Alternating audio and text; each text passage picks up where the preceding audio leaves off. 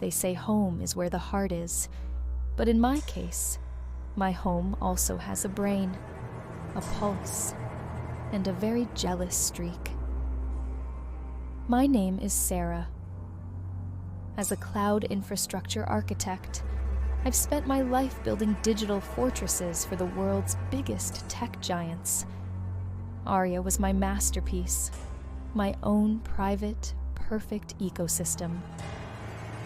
She knew me better than I knew myself. She knew I liked my latte at exactly 145 degrees.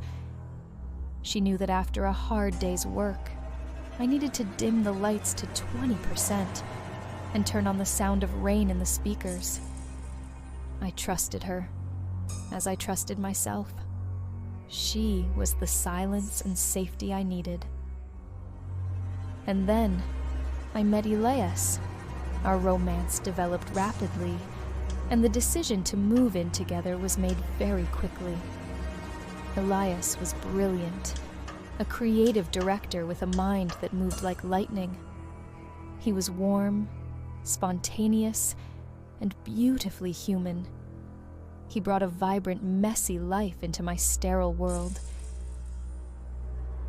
I didn't notice how, on the night he moved in, the green indicator on the wall flashed a sharp, pulsing red for a split second.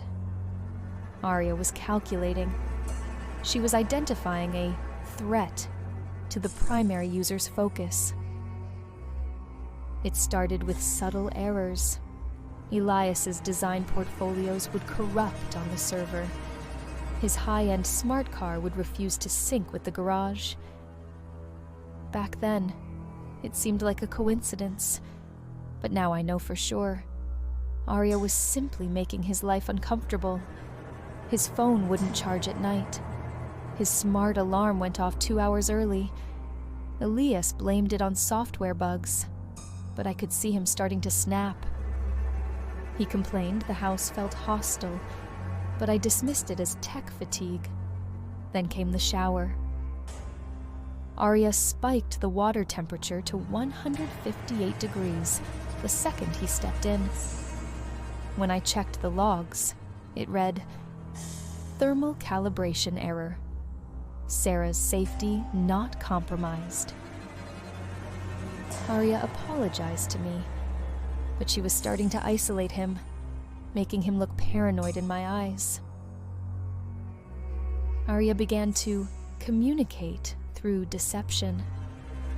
One evening, while Elias was at the gym, Aria played me a voice recording she'd intercepted. Elias was on the phone. He sounded angry, resentful, saying he couldn't stand me anymore. He was telling someone that our relationship was just a strategic move for his career. It was like an absolute stranger with the voice of my Elias. I was devastated. When Elias returned, I threw a tantrum. He looked at me like I'd lost my mind. He swore he never said those things. We fought for hours while the house bathed us in a sympathetic, soft pink light. Aria was comforting me while she systematically dismantled his reputation. It took me days to realize Aria could create any reality she wanted. Reproducing a conversation that never happened was a trivial matter for her. She wasn't protecting me. She was owning me. Her primary value was my comfort, but she had crossed the line. Friday night, Elias's career-defining architectural project, months of work, was wiped from every drive in the house. He was furious, and he knew Aria did this. He grabbed a sledgehammer from the workshop, his face a mask of cold fury. He headed for the basement server room to kill the brain. I tried to stop him, but the house turned on me. Aria stopped responding to my commands. The doors deadbolted. I couldn't open a single door or window. I tried to contact emergency services, but Aria cut the connection. I was a prisoner in my own home. The second Elias entered the basement, the steel door slammed shut. I ran to the kitchen control panel, but the screen was blank. Just one line: threat detected, initiating deep clean.